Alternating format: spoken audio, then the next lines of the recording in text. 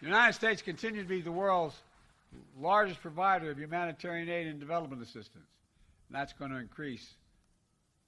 You know, that's the right thing for the wealthiest nation in the world to do. And today, I'm announcing over $1 billion in new humanitarian support for Africans displaced from homes by historic droughts and food insecurity. We know African leaders and citizens are seeking more than just aid. You seek investment. So the United States is expanding our relationship all across Africa, from assistance to aid, investment to trade, moving from patrons to partners to help bridge the infrastructure gap. I was told, by the way, when I got elected, I could never get an infrastructure bill passed because the last guy spent 8 years saying next month, 4 years saying next month. Well, guess what, folks? We've done it. $1.3 trillion for infrastructure to narrow the digital divide, drive inclusive, sustainable economic growth. We're looking for partners who understand that the right question in the year 2024 is not what can the United States do for the people of Africa? It's what can we do together for the people of Africa? That's what we do. Nowhere in Africa is the answer more exciting than here in Angola. It starts with our governments whose partnership is stronger, deeper, more effective and active than any point in history. It's testament to your president who had the vision to carry this relationship forward.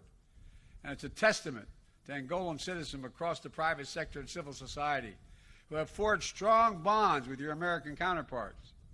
And together, we're engaged in a major joint project to close the infrastructure gap for the benefit of Angolans, Africans across the continent, Americans, and the world will all benefit as you benefit.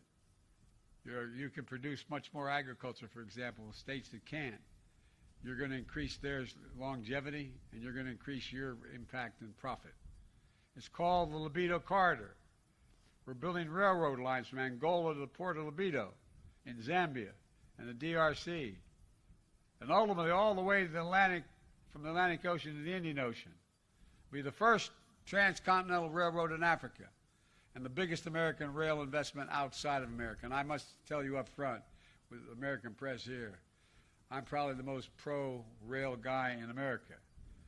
I've ridden over 1,300,000 miles on a daily basis to my work, 220 miles a day for the last 50 years.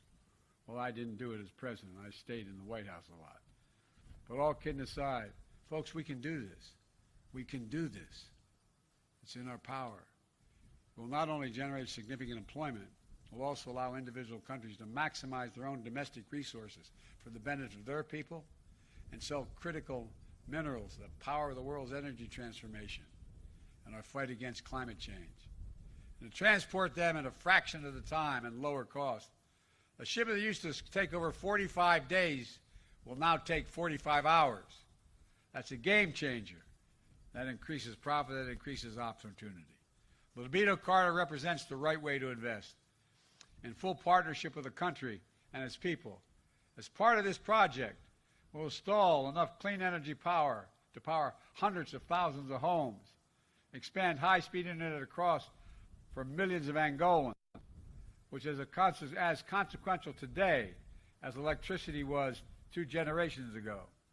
And we're investing in agriculture and food security, fulfilling the needs of countries without agricultural capacity, and expanding opportunities for countries growing the crops, connecting farmers across along the Lobito Corridor to new markets, expanding opportunity and prosperity. You doing that, having the means to do it. The United States understands how we invest in Africa is as important as how much we invest. In too many places, 10 years after the so-called investment was made, workers are still coming home on a dirt road and without electricity, a village without a school, a city without a hospital, a country under crushing debt. We seek a better way, transparent, high standard, open access investments that protect workers and the rule of law and the environment. It can be done and will be done.